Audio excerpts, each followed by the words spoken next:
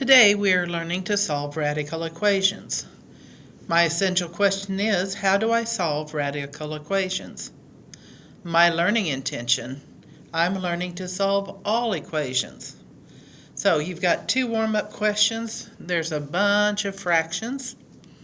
Think of a way you can eliminate all the fractions and then use that technique to make your life easier.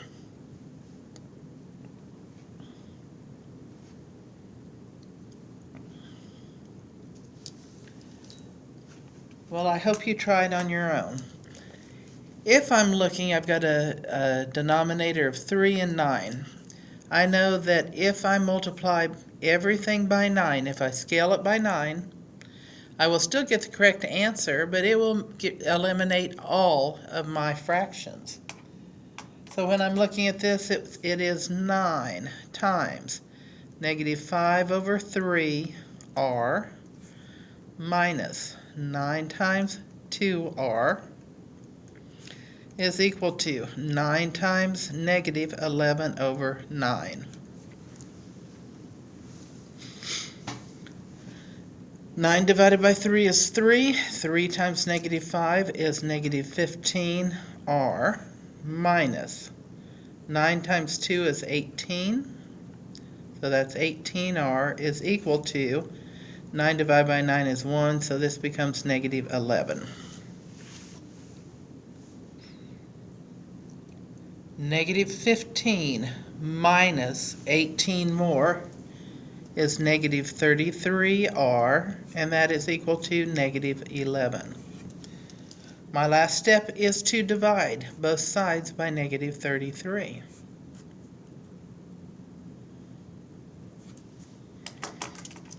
And r is equal to, both of these have a factor of 11 in them.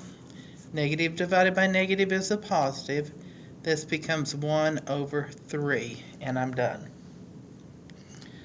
So, pause the video if you did not try them on your own. Try the next one. What number can you multiply by that will get rid of the 4 and the 2 in the denominator?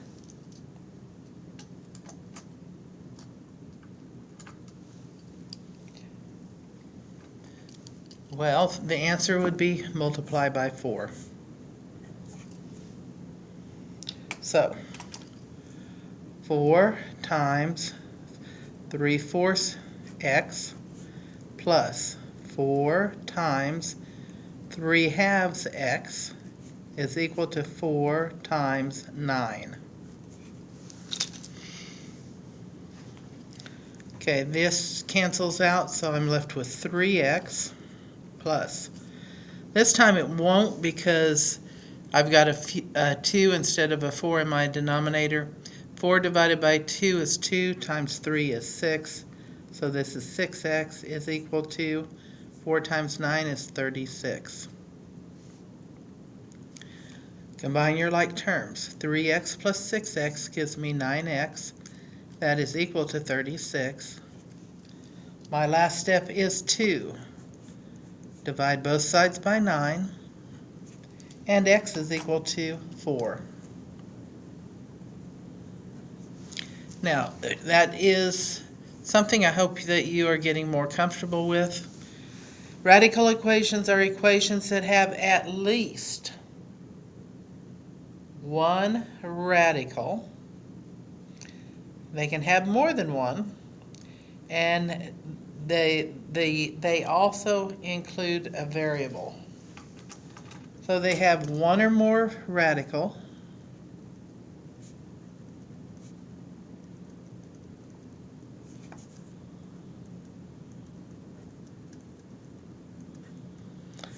and it includes a variable. So, we know that square rooting and squaring undo each other. We also know that whatever we do to one side of our equation, we have to do to the other to keep it equal. So how do we, this is the square root of x is equal to 10. What's the opposite of taking the square root? Well, that is squaring And x is equal to 10 times 10 is 100.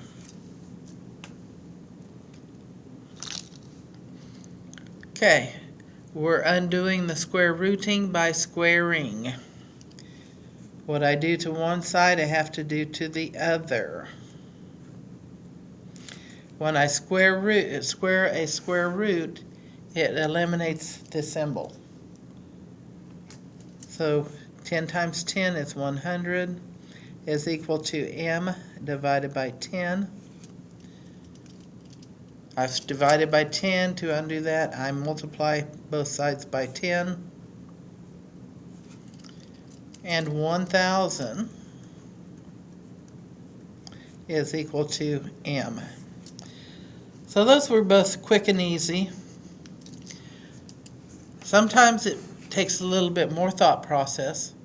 But the first thing you need to make sure you've got your radical by itself on one side of the equal sign, and then the number on the other. Once again, we start by squaring both sides. V minus 4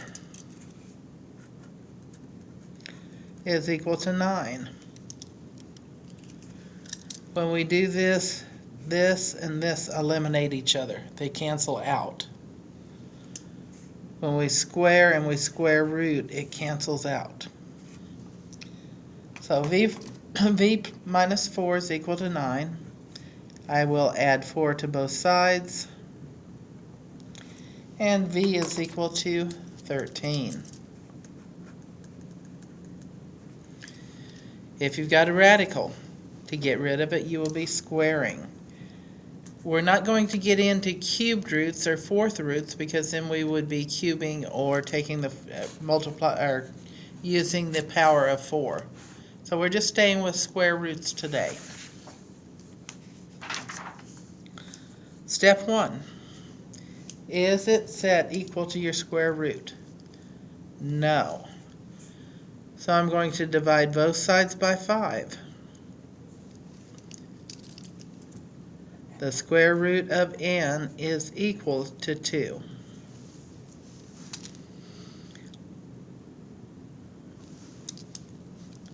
I am going to square both sides.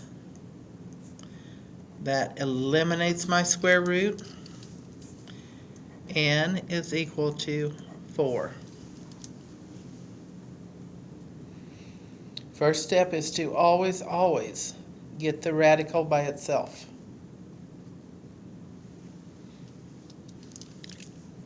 Is the radical by itself? No.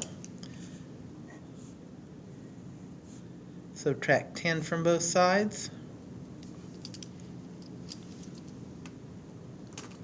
The square root of I've eliminated it here. The square root of 10m minus 1 is equal to 3. Square both sides. That will eliminate my square root. 10 minus 1 is equal to 9. 3 times 3 is 9.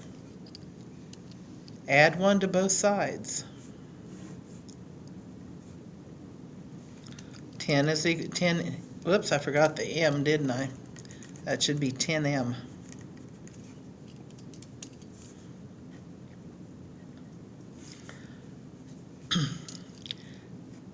10m is equal to 10.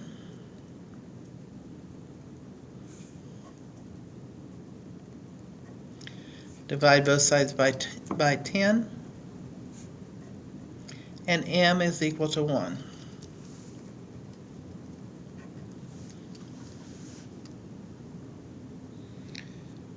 Okay. Are we ready to go on the next one? Pause the video and see if you can do the next one on your own.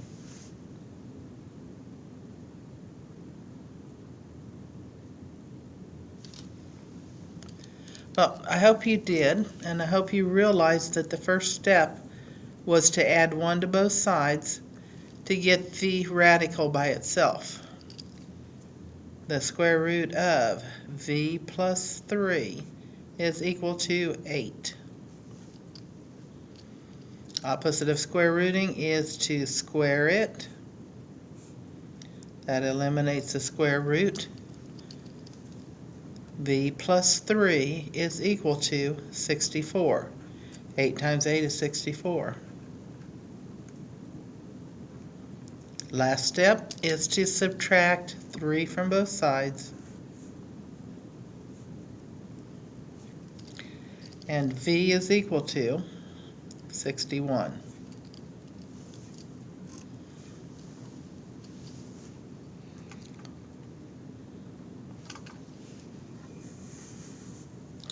But what if there's radicals on both sides? Does it matter?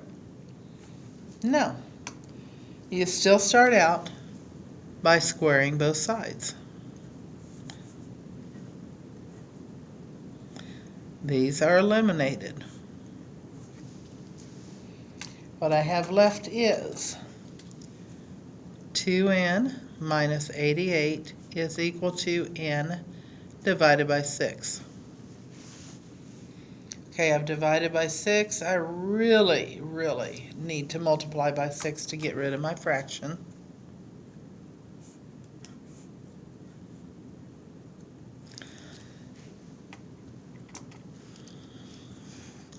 Make sure you use the distributive property.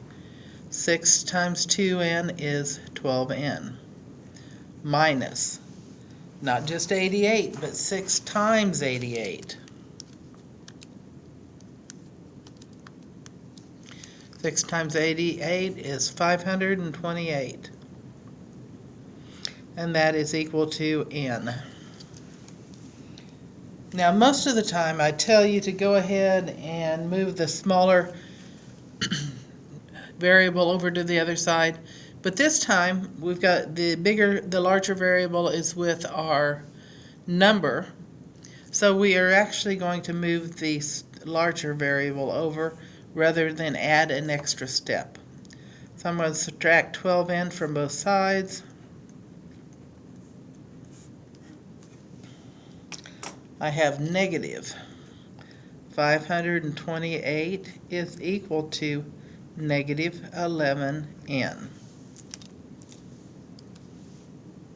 Last step is to divide by negative 11.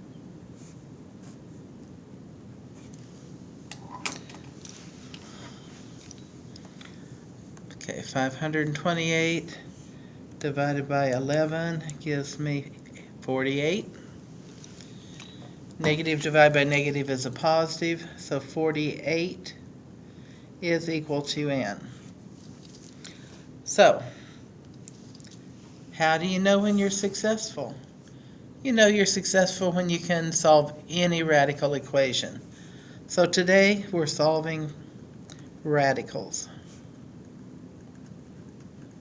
And those are radical equations.